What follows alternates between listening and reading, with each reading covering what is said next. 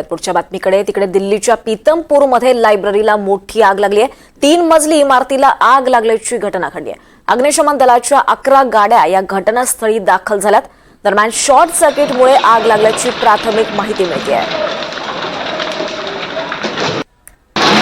दिल्लीच्या पीतमपूरमध्ये एका लायब्ररीला ही भयानक अशी आग लागली आहे।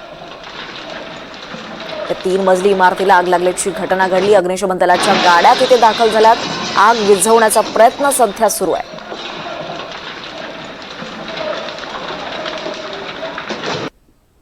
दरम्यान तिकडे हैदराबादमधील बेगम बाजार इथल्या महाराजगंज इथल्या एका 3 मजली इमारतीला आज भीषण आग लागली। आग विझवण्यासाठी अग्निशमन दलाने प्रयत्न सुरू केलेत। अग्निशमन दलाच्या कर्मचाऱ्यांनी एका महिलेला देखील यातून वाचवलेलं आहे।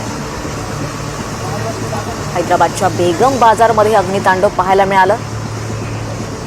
आग विझवण्यासाठी अग्निशमन दलाने प्रयत्न सुरू केलेत। एका महिलेला देखील यातून वाचवण्यात आलं आहे।